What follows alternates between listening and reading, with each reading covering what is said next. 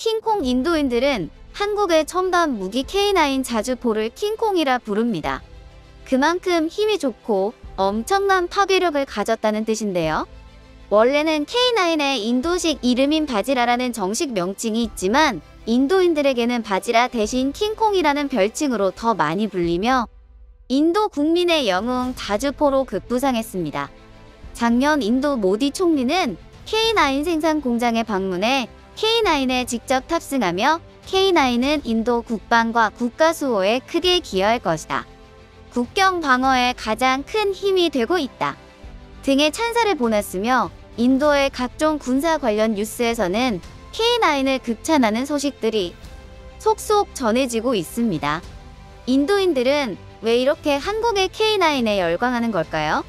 압도적인 화력과 높은 기동성, 최상의 가격 경쟁력을 자랑하는 국산 자주포 K9 천둥은 현재 국내 포함 전 세계 1,700여 대가 운영 중인 대한민국 대표 방산 수출 장비입니다. K9 자주포는 국방과학연구소와 삼성테크위년 한화디펜스의 10년에 걸친 연구 끝에 1998년 국내 기술로 복자 개발을 완료한 대한민국 무기이며 2001년 터키를 시작으로 폴란드와 노르웨이, 핀란드, 에스토니아 등에 수출되었고 현재에도 정상적인 생산 및 해외 납품으로 구매 국가들에게 큰 신뢰를 심어주며 최고라는 평가를 받고 있습니다. 스톡홀름 국제평화연구소 시프리의 최근 조사에 따르면 세계 자주포 수출 시장에서 K9 자주포는 총 600여 대를 수출해 전체 시장의 절반을 차지했으며 경쟁 자주포인 독일산 PZH 2189대, 프랑스산 세자르 175대, 중국산 PLZ45 128대에 비해 압도적 우위를 보여 한국을 대표하는 명품 무기로 자리매김했습니다. 한국의 무기 수출 최대 고객 중 하나인 인도는 최근 몇 년간 중국과의 국경 분쟁이 격화되자 본격적으로 국경 지역에 K9을 투입하려는 움직임을 보이고 있습니다. 최근 100번째 K9 바지라 자주포가 인도 육군에 인도됐으며 인도 육군은 K9 바지라 자주포를 중국 접경 산악지역인 라다크주로 옮겨 성능시험에 들어갔습니다. 라다크 지역은 최근까지 인도 북부의 인도와 중국의 분쟁이 극에 달했던 지역으로 라다크 가란 계곡에서 쇠몽둥이 충돌을 시작으로 같은 해 9월 양 국가는 45년 만에 총기를 사용하며 전역으로 충돌이 번졌던 지역입니다. 인도, 중국 양국은 라다크 지역에서의 무력 충돌 사태에 대해 서로를 비난하는 한편 인도는 국경 인근의 K9 자주포와 전차, 전투기 등 공격 무기를 전진 배치하고 수천의 병력을 이동시키는 등 전쟁 발발 위기를 겪기도 했습니다. K9 자주포는 이미 인도에서 실제 전투에 사용되었는데요. 2017년 인도 정부는 파키스탄과의 국경 갈등이 고조되자 한국 방산업체 한화디펜스로부터 K9 100문을 구입하는 계약을 맺었습니다. 최초 신문은 한국에서 직접 생산하여 인도에 직송하고 나머지는 인도 현지에서 생산하며 인도의 기술을 전수해주는 내용의 계약이었습니다.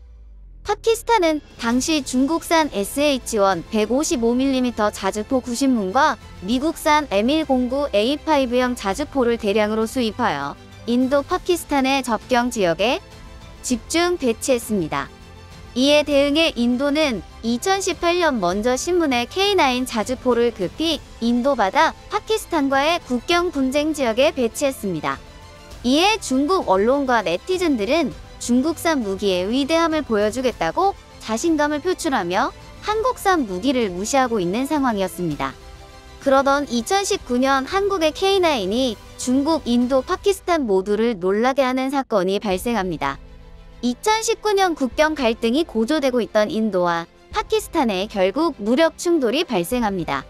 당시 자신만만하던 파키스탄은 중국산 SH-1 자주포 90문 중 36문과 미국산 M109 자주포를 추가로 운용하며 기세등등한 상황이었고 인도군은 한국산 K9 자주포 단 10문을 운용 중이라 수적으로 매우 불리한 상황이었습니다. 하지만 결과는 예상과는 달랐습니다. 인도군은 수적 열세에도 불구하고 K9을 성공적으로 운용하여 파키스탄에게 처참한 패배를 안겼습니다. 인도 PTI 통신에 따르면 당시 중국산 SH-1은 평소 기동성이 뛰어나며 장거리 공격에 강하다라는 선전과는 달리 자동화가 되어 있지 않아 조작이 부드럽지 못하고 장거리 사격의 정확도 역시 치명적인 문제를 가지고 있는 등 그동안 중국이 했던 대대적인 선전들이 모두 거품임이 드러난 것입니다.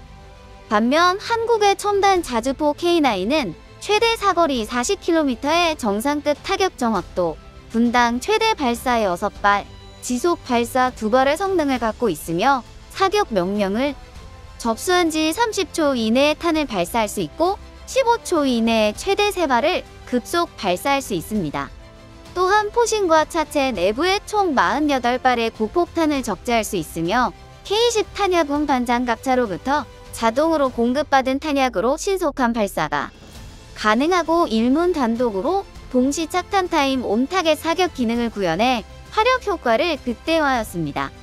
K9은 자동화된 사격 통제 장치 및 우수한 기동 성능과 두꺼운 기갑으로 운용자의 생존 가능성도 중국산 SH-1에 비해 압도적으로 높습니다. 말 그대로 한국의 K9은 세계 최정상급 성능의 자주포입니다. 당시의 전투는 아직도 K9 자주포의 강력함을 인도인들에게 각인시키는 하나의 사건으로 남아 있습니다. 인도는 이 전투를 역사적 승리로 기억하며 자국 군사력에 대한 자긍심이 매우 높아졌고 파키스탄의 포병력을 한 수 아래로 보고 있습니다.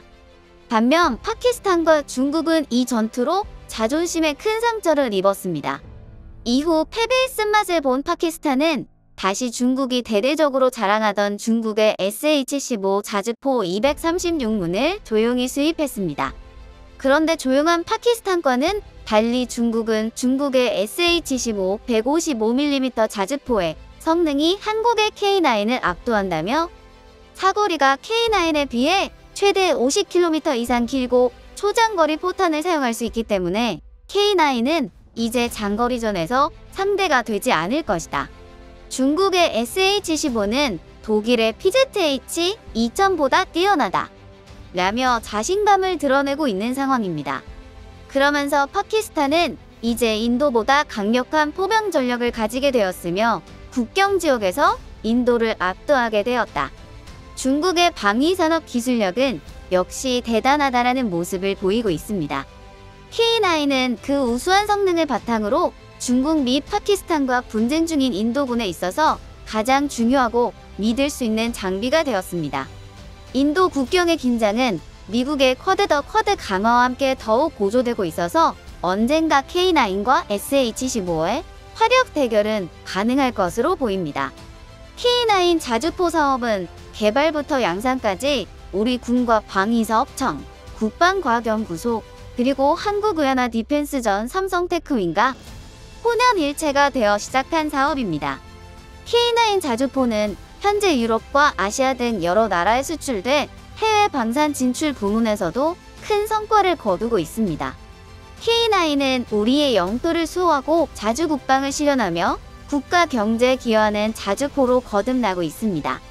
또 운용자 중심의 운영체계와 항법 장치 보강 등 성능이 한층 강화한 K9 A1으로 진화 중이며 향후 원격 무인 조정이 가능한 K9A2로 지속적인 개선 계획을 가지고 있습니다.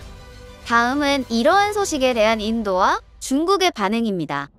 K9 자주포를 도입하기 전까지 인도군의 포병 전력은 극심한 낙후 상태였어 하지만 K9 자주포를 도입하면서 사실상 인도 최초로 기계화 포병단을 가지게 된 거야. 한국에 정말 고마워.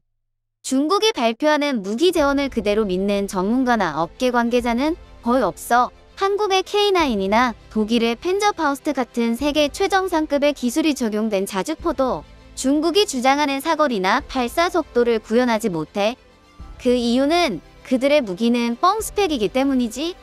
인도군이 보유한 K9 자주포는 이제 파키스탄과 중국군이 가장 두려워할 만한 무기가 되었어. 한국의 기술력은 확실히 믿음이 가.